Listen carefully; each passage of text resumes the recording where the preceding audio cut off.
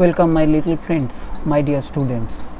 In this video we are going to learn a term relative density.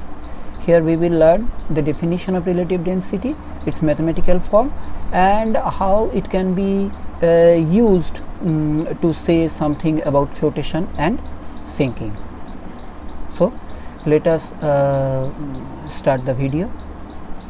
If we say something about relative density of any substance, actually this is the comparison between the densities of two substances, density of one substance in relation to density of another substance. That's why it is called relative density. Actually the relative density is defined as the ratio of two densities. So to find out the ratio of two densities or to compare two densities, we need to remember the densities of so many materials, which is practically impossible. That's why we try to memorize the density of water only, because it is very much easy to remember. As we know, in CGS system density of water is 1 gram per cc, and in SI system it is only 1000 kg per meter cube. So it is very easy to remember. That's why we always try to compare the density of another substance in relation to water.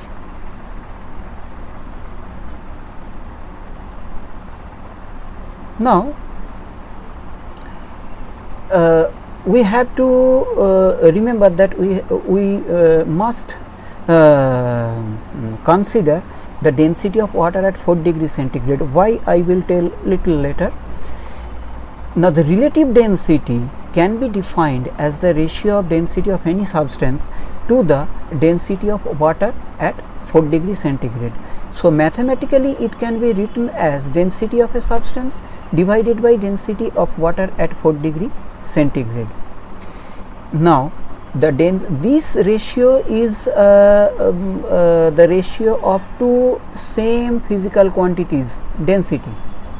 If these two densities, actually it will be measured, these densities are measured in the same system, either in CGS system or in SI system, whatever it be, its units will be same, say gram per cc or kg per meter cube. So units will cancel out each other. Therefore relative density does not have any unit. We have to remember that densities, relative density does not have any unit.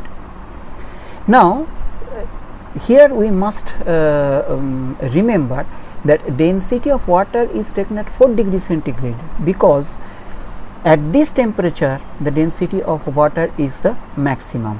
This happens due to the anomalous expansion of water. Anomalous expansion, you remember this term, you will learn this term in detail in higher classes. Let's write relative density in little derivative form. What is that?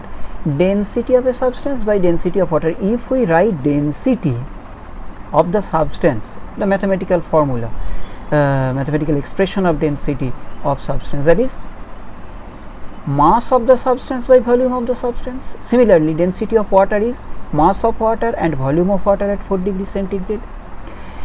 Therefore we can cancel volume of substance and volume of water, because we have already learned that the volume of that substance, if we keep that substance in water, that substance will displace same volume of water. So volume of substance and volume of water will cancel out each other. Then what will remain left? Mass of the substance and mass of water. Again you can see that this ratio is the ratio of same two quantities, that is mass. Again the units will be cancelled out by each other. That's why again relative density does not have any unit.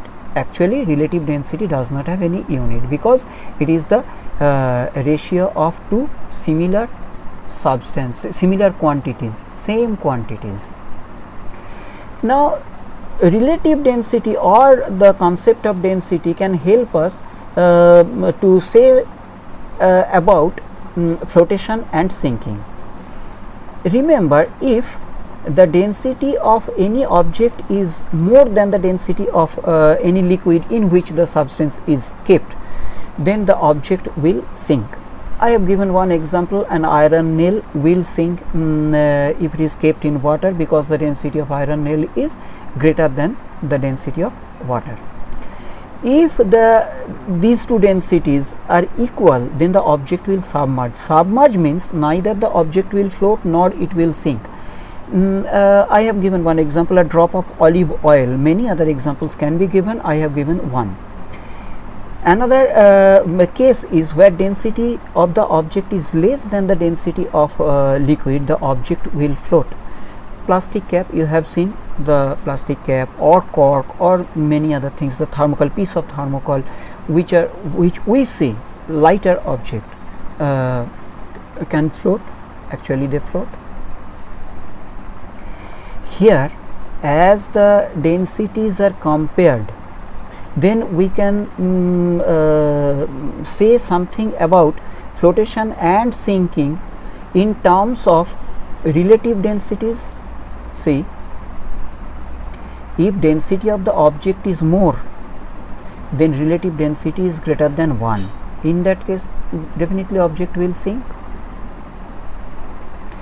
If the densities are equal, here the relative density will be exactly equal to 1 and the object will submerge.